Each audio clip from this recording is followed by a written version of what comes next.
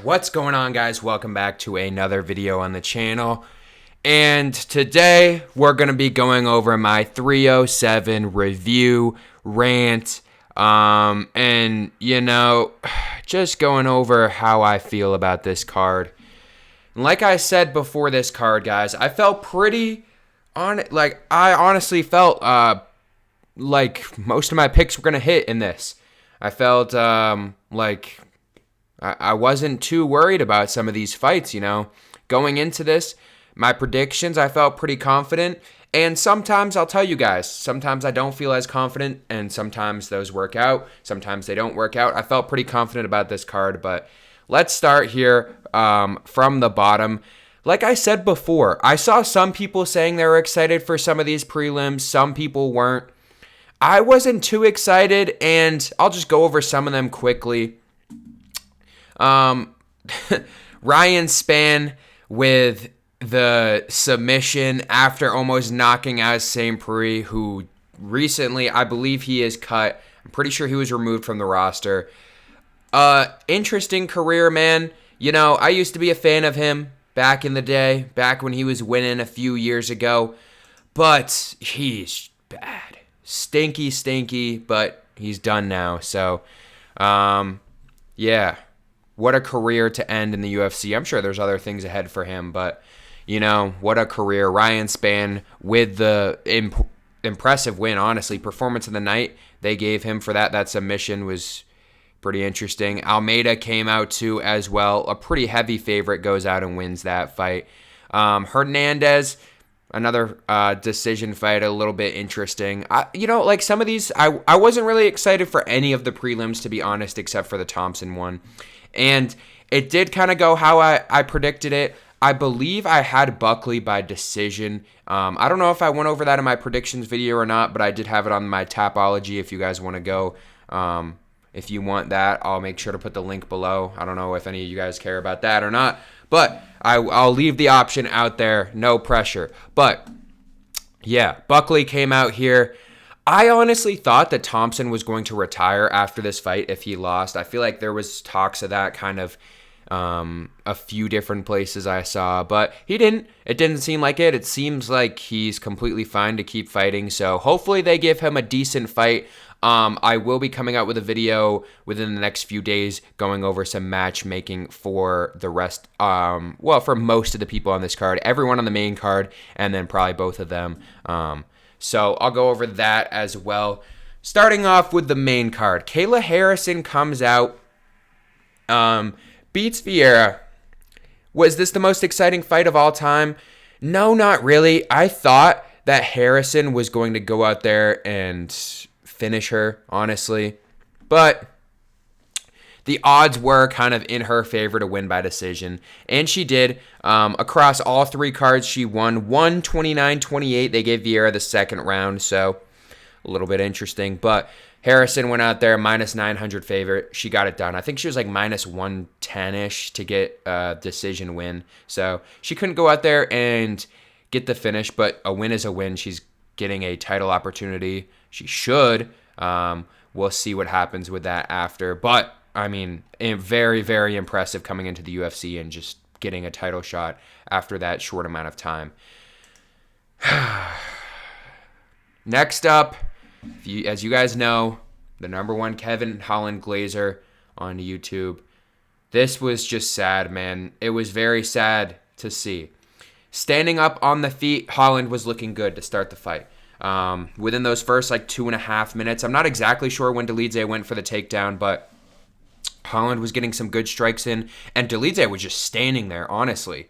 And then gets the takedown, and then rolls over, and then one of his ribs pop out, and then it was over. I mean, I'm glad he didn't get knocked out. He was moving. He was getting away from all those ground and pound shots towards the end of the first round. Obviously, they had to call it in his corner. He couldn't make it to the second round, but I guess the silver lining, I'm glad that he didn't get finished in the first round necessarily. Technically, he did, but doctor stoppage, I guess KO, TKO, whatever you want to call it after the first round. But yeah, I mean, it's watching that fight, Very, very upsetting for me because it was one of those fights where, yes, Kevin Holland goes into some of these fights, and some of the recent losses against JDM, Khamzat, both of those losses, Khamzat just ragdolled him. And obviously, as we know, Khamzat very good.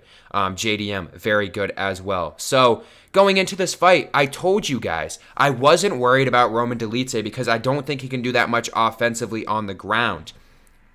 At first, he was kind of just sitting there. And then Holland had very good ground defense before that rollover, before the rib came out and Dolidze started wailing on him. Once he knew Holland was hurt, then obviously he was wailing on him, but Holland was still ducking and moving around. But can we see this? Yeah, so ground, those 14 shots on the ground. From distance, on top, on the feet, 18-5. Like Holland, I knew this would go to the ground at one point, obviously, because Dolidze just wouldn't be able to stand up with Holland the whole time. And that's where those strikes came from. 16 head strikes. Holland was getting in there. But, unfortunately, due to that kind of fluke injury, I'm not counting this on Holland's record, okay? This is a Sugar Sean. I'll tell Sugar Sean Commission to come in here and take a look at this one again. Hopefully Holland can come back healthy. The weird thing that I saw from some people, not a lot. A lot of people were kind of, I think, rightfully upset. Not at Holland, but kind of upset. You just hate to see a fight end that way. It's like when Aspinall blew out his knee. You hate to see a fight end with an injury that's not inflicted by the other opponent. Like, obviously, you're fighting a guy. If you hit him in the head and he starts bleeding out and then they end the fight, that's a lot different. But it's like an injury like that, Kevin Holland was rolling over. I thought it was a knee at first, but as we saw, he kind of just rolled over wrong and it kind of just popped out. So I'm not giving any credit to Roman Dolidze on this one. Fluke fight. Very, very good CGI work here. So Kevin Holland didn't lose. I'm interested to see what the rankings look like because he might become unranked in both divisions. So I don't know. Unfortunate. But we'll be back, okay? What I was going to say is there was a little bit of hate online, but I mean, guys, Kevin Holland is not going to pull out of a fight because of some minor injury. Clearly, that was a very bad injury. If he was he was standing up. It seemed like he was hurt so bad he couldn't sit down, which is a weird thing to think about. But like his rib, I don't know, it must have been out completely or something because it was bad and he couldn't keep going. Jose Aldo versus Mario Bautista. Now, I'm sure you guys have seen a lot of people's reactions to this. Takedowns, 0 of 10. I thought it was 0 for 11. Maybe they took one away after. You're telling me Mario Bautista won this fight by slamming Jose Aldo into the wall. Like, he, not even aggressively. He would start getting stroking, whatever. Definitely not outstroken. That's interesting terminology. Not that one. Let me pull up these scorecards just so we know what we're looking at right here. Okay? I think Jose Aldo won this fight. I think he won the third round. Looking at this, it just doesn't make any sense to me, okay? Let's look at these strikes. 16-10, okay. Maybe, those are by position. I guess we can look at target for the third round as well. Most of them were those body shots when he had him held up against the wall and just, I don't even know, what do you call that? He missed every single takedown. He stuffed every single takedown if you're Jose Aldo. Yeah, I don't think he won the first round. I think he won the second and the third round. And I think Chris Lee here got it right. I don't know what these... if you can just take someone to the wall, if you miss a takedown and you just end up on the wall and just hold him there the whole time and not really do much, he threw in some knees, okay? Mario Bautista is so lucky that he did not have Herb Dean in this, because the second that he brought him to the fence and didn't do anything, Herb Dean, you gotta work. He would have took him off. He would have took him off immediately. But for some reason, and no shade to Mike Beltran, obviously, one of the better guys that we have, one of the GOATs right now, but come on. I mean, Bautista didn't really do much. I can see it. if he's going in there and he's throwing big strikes, but you went up, you missed every single takedown, and you just happened to land him in the corner, and you're going to throw these, he throws one knee every 5 to 10 seconds, and Aldo's blocking them and throws them back at the same rate. I don't understand this. I think we could all agree on this one. It just, I don't agree, okay? Let's move on to the next one. Raquel Pennington versus Juliana Pena. This was my lock of the night that I gave you guys, and I think Pennington won. So, talk about bad judges again. We'll go into this one real quick. Juliana Pena is the new champion. I hope she gets steamrolled. I hope Kayla Harrison goes in there and destroys her, okay? That's just how it's going to be. See, this is just what I don't understand. I think almost everyone saw that it was 2-2 going into that last round, and Pennington across all 3 cards wins that. So if we all believe that it was 2-2, I don't understand how there's so much of a difference here. Like, I think Pennington wins this fight 3-2, okay? There's some rounds that are definitely close as well. But, I mean, let's go round by round. Fight overview, we can go round by round. Total strikes, okay. Maybe we'll go with Pena in this first round. That one was very close, okay? And then in this second one, takedowns, I would say, what, did they all have Pena in the second round as well? Yeah, okay, that's fair. Round 3, this one. I believe, was there a knockdown? No, that was round 4. Okay. So round 4, knockdown. Round 5, Pennington won this one as well. So, like, I just believe we're all watching this fight. We all think it's 2-2 going into that last round. And then somehow Pena comes out with a victory. I don't understand, man. Dana White talked about it. He said he didn't think that the judges were great as well. So I guess we were all in the same area for this one. Do I really care too much about this one?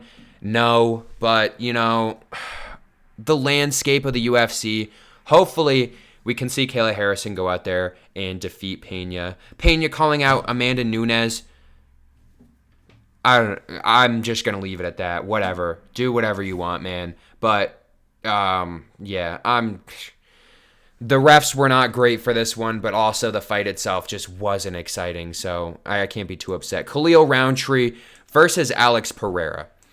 Oh my God, why is this? Okay, I guess we're not getting the, there we go. We get the expanded view here. We don't need the scorecards for this one. Yeah, this was a fantastic fight. Watching this fight, it kind of went exactly how I expected to in my head. It's very weird because the last few fights for Pereira, the lines have been so even. Going into that Jamal Hill fight, sorry. That was the most confident I have ever been in a UFC fight in my life. And obviously he won that fight, first round finish, very easy. But I'm telling you guys, like I tell you guys all the time, I can pull up whatever receipts you want me to show you. There's no reason for me to lie to you guys, okay? I'm telling you. That was the most confident I've ever been in a UFC fight in my life. And the lines were like, what? Minus 110, minus 160, not even minus 200 for Pereira. And almost like even or plus money for knockout. I don't understand that. Jamal Hill, I think, is terrible, by the way. So hopefully we can see Khalil Roundtree get that rematch. Not rematch, I guess, but actually get it booked this time and get the finish. Because, man, Khalil Roundtree, I am so glad that this fight went exactly how it did. Because 2 things from this. Roundtree goes out there. Did they count that as a knockdown on Pereira? No. Okay. But obviously, Pereira did go down at one point. Roundtree got him. In those first 2 rounds, he was up, right? I don't think there's very much debate for that one. Roundtree was up, right? And then Pereira starts to come back in the 3rd round. That 4th round. The flow state of Alex Pereira in that 4th round might be one of the best just pure striking rounds that we have seen, like, it was amazing to watch that. Once Pereira got in that flow state in that round, he was dodging and hitting every single thing. It was fantastic and amazing to watch. And like I said, I'm so glad this went the way that it did because Roundtree went out on his sword, okay? He went out there, he gained the respect of every single person watching that fight, and he got finished, but not in a brutalized way. Like, obviously, he was getting beaten up in the 4th round, but not a flatline KO, man. So, this was a perfect fight. Before this, the script, absolutely terrible for 307. Almost ruining my night up to this point, up until this fight. But they came back, peak cinema for the main event, right? So, they got it done in the end, and shout out whoever wrote the script for this fight because it was fantastic. And I hope Roundtree can come back. I'll be coming out with a video, like I said, within the next few days about who I want to see next for most opponents. Both of these guys, I think you guys could guess. I already said Jamal Hill for Khalil Roundtree. That would be a great fight so they can finally get it done this time like it was supposed to happen before earlier this year. But man, what a main event. All respect to Khalil Roundtree and Pereira climbing up the rankings all time as well too. Let me know down below what you guys think of this card. Like I said, some very tough fights on here. Pennington, Jose Aldo. You know what? In my mind, guys, I'm gonna say I went 5-0. Pennington won that fight. Aldo won that fight. I decided. And Kevin Holland, that doesn't count. I'm calling that a no contest. So I'm saying we went 4-1. Or 4-0-1 on this one. So let me know down below what you guys think, and I'll see you in the next one.